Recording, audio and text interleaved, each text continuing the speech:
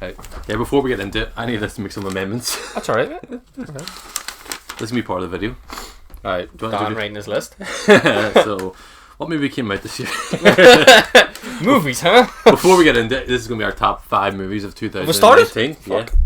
We'll get into it now. Top 5 movies of 2019. Yeah. We decided to do a video. We usually do podcasts about this. We did a video. So we'll do a bit of a disclaimer. We're having a discussion to say that, so because we're based in Belfast in the UK, really, like films that come out in America in like October, November, a lot of times don't come out to us in January and February.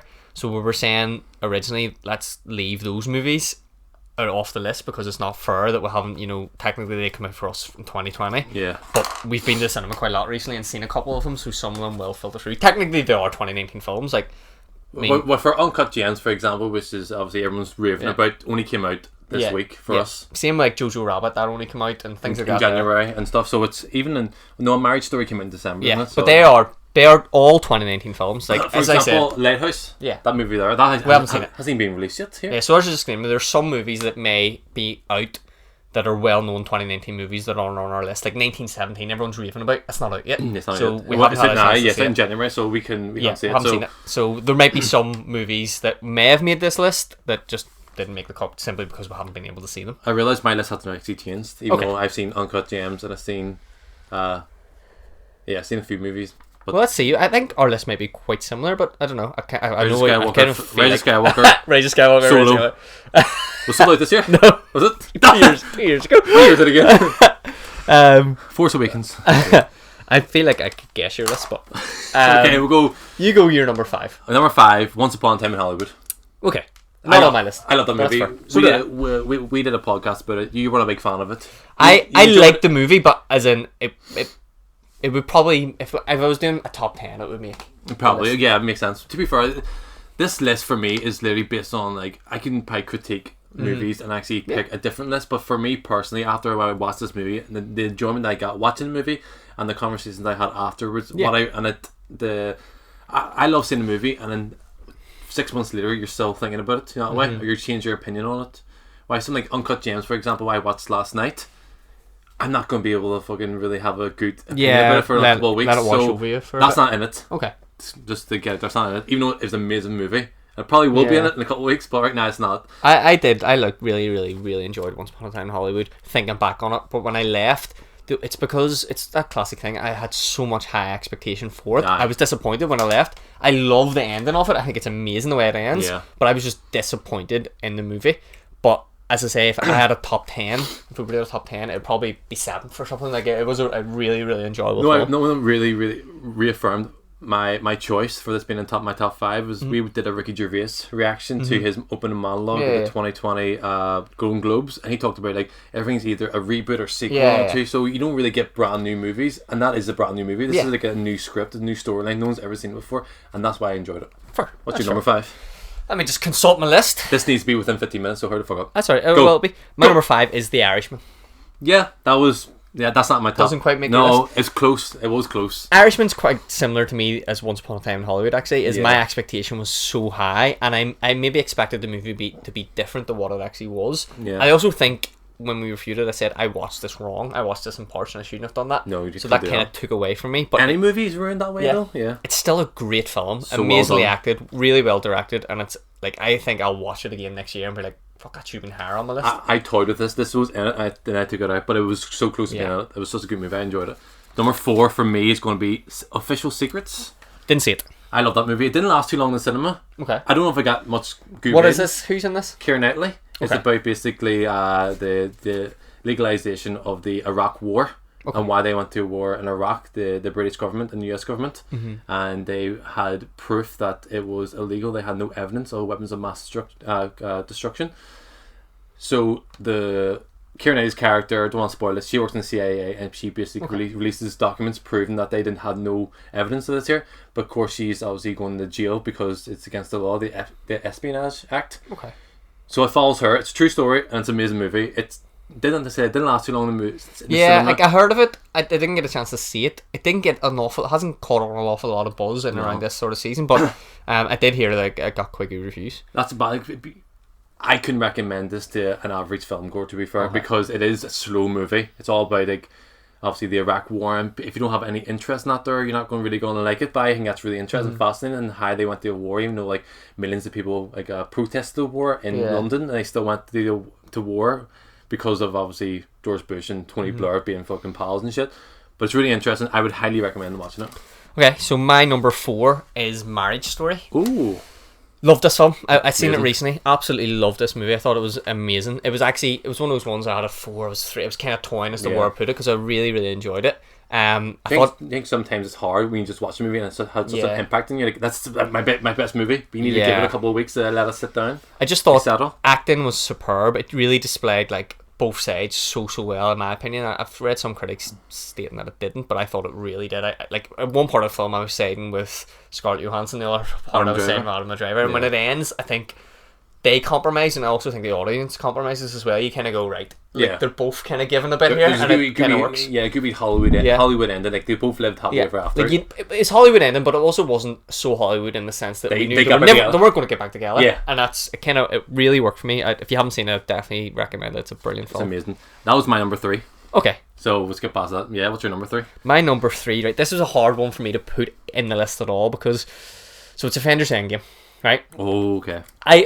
We've seen this together in the cinema. I've only seen this once in the cinema because I'm kind of trying to save it again to watch it, because I enjoy those movies so much. It's hard for me to put this in because it feels like it's such a combination of so many films. Like, it's not like its own movie on its own, and it's a second part of a film. But and then I was just like thinking about it, and I was like, fair enough, like the other movies, maybe they're better made or whatever, but I love this film. So I'm like, it's a great film. So I'm like, that if I'm really honest with myself, it's easy for me to come on here and try to sound really artsy and put, no, I fucking love that movie, so I'm going to put that in there. And I was like, that is a class film. You can't just, you kind of have to go your own opinion and how you felt leaving that movie. Yeah, how you felt. It's so much fun. It had a perfect ending for Cap, like my favourite Avenger. Yeah. And I was just like, yeah, there were some problems with it, but overall, it's a movie that I really enjoyed. And I'll rewatch that before I'll rewatch anything on my list, probably. Yeah, but it's because you're trying to close off like a decade of movies. You know what I mean? How many movies are there? 20, 30 movies? You're basically closing it off, so it's so hard to do. You know, we saw something together. I watched it. I didn't like it, but I went back and saw it again like a week later, and I really enjoyed it. Yeah, it was close in my top 5. Didn't quite make it, but because it's probably you need to watch 30 movies to watch this movie. That's why I was kind of toying with not putting it in. But So what's your number 2? Number 2 is Ad Astra. Didn't get to see that one either. Brad Pitt, loved it, amazing. I don't know if it got really good reviews, but the people I know who saw it loved it. You know, my brother saw he loved it. My Dervla loved it. But it's a proper sci-fi movie. Yeah. It's like 2001 Space Odyssey. Something like that there. It's not... There's a wee bit of action in it, but that action is so out of place. That's probably the worst scene. There's a wee bit of action, gun shooting. You're like, oh no, take that out. It's a very slow burner.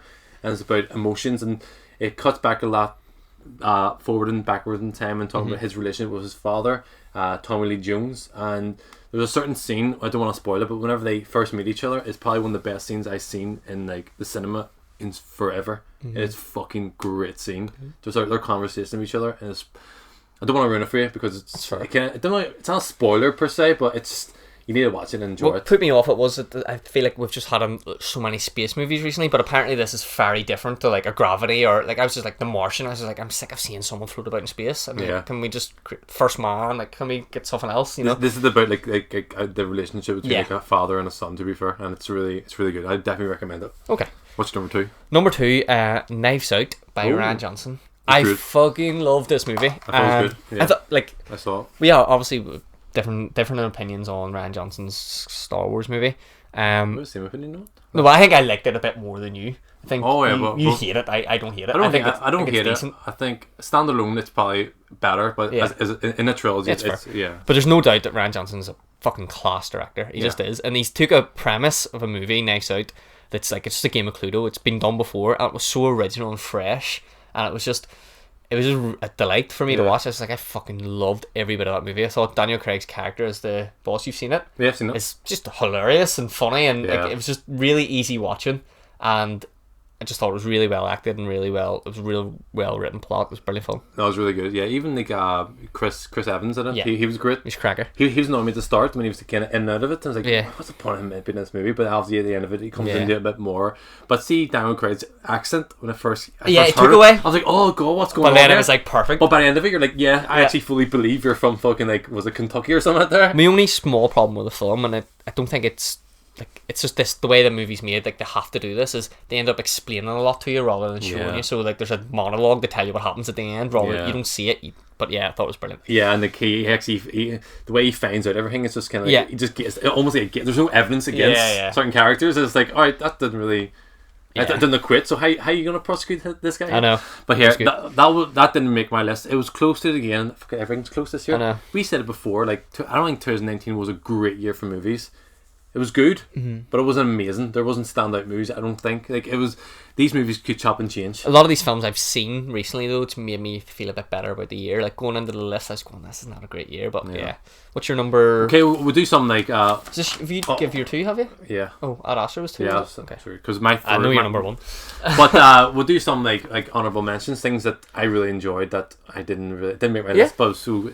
What Terminator Dark Fate, amazing. Your favourite movie of the year? No, that's your number 1? No, that's my number 1. No, that's not a good film. Ford versus Heard that's quite good. Amazing movie. See Christian Bale is just like perfect in every movie, isn't he? Like he's probably the most untyped casted actor. Yeah, he can do everything. He can do comedy. He can do serious. He can do like artsy. He can do like Batman movies, big, massive, blockbuster movies as well. There's a movie called Hustlers. Did you see that? Yeah, the Jennifer Lopez one. Yeah, it was quite good. That's a really good movie. Like, I actually almost put that in my top 5, but the reason I didn't, and maybe it's because I'm fucking self-conscious, but like, I can't put a J-Lo movie in my top 5. Like, can I? Doctor Sleep, I loved. Yeah, you did like that movie. Rocket Man. Did you see it? I didn't see Rocket Man, though. Do you have a worst movie of the year? I don't know. I'd have to think Rise of about Skywalker. it. Rise of Skywalker would probably be up there, yeah. Oh, really? To be fair. Most disappointing, yeah. That would probably be it. Yeah, because I have the worst movie I think I've seen was Dark Fate, but the most disappointing movie I've seen was probably Captain Marvel, personally. Yeah, that wasn't a great film. Yeah. It was fine, though. To me, it was just okay. What's your number 1, Daniel? Oh, Joker. Knew it. Yeah, it's alright. It's not my list. What? Nowhere near my list. Joker is probably one of the best movies ever made, I think. I honestly think it is, to be fair. That's fair. Because I'm a big fan of DC. Like, I've always been a Batman fan more than Marvel fan. Like, DC, knowing that's why I don't have any connection with the whole Marvel universe the way you are. Like, every movie they release, you're like the best movie of the year. It's not true. Well, I'm like, no, they're actually majority are pretty shit. I just love Todd Phillips' adaptation of this here. I think that's where DC needs to stick. They don't try to compete with Marvel in this whole like cinematic universe. Don't need to do that. They can't, but they're so off the ball. They need to focus on what makes Batman and like the DC universe good is dark, gritty, realistic elements. You know what I mean? Yeah. Like you look at Dark Knight trilogy. Even the Tim Burton Batman. They're all amazing. They're all kind of realistic. You get me? Yeah. Obviously, there's a wee bit. Obviously, as a comic book, there's going to be some sort of fantasy involved. But if you stick the movies like Joker and all too, I think Joker is probably better. Actually, we had this conversation before. I think Joker is better than any Marvel movie released, personally.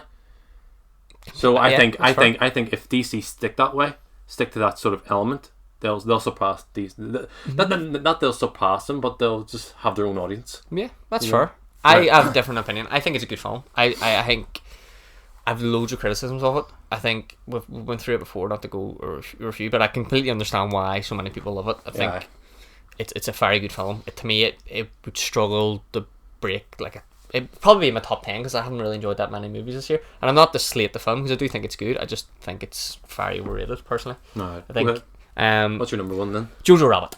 Oh really? Jojo Rabbit is. I've seen this. I mean, this could also be the fact that it's the most recent film that I've seen. I've seen it. It's amazing. Taika Waititi's Jojo Rabbit is absolutely hilarious from start to finish, but it's also heartwarming. Yeah, it's like it's a proper film when they really try. There's scenes in it that make you want to laugh your head off, and there's scenes in it that make you want to cry. Like the hanging scenes and stuff. Fuck me. It's dark. Amazing from start to finish, and it's one of those films like it's. I can see why some critics aren't really loving it, but it's purely on the subject matter and what he's trying to do. Like, can you really make a comic film about Hitler and Nazis? It's tough, people are always going to feel a bit sensitive towards it. But if you just switch that off and watch the movie for what it is, it's hilarious, it's brilliant, it's instantly rewatchable. Yeah. It's perfect, nearly, for me. It's a fucking fantastic film. Well, that's our top 5 anyway. Any, if you agree or disagree with us, let us know below. Boom.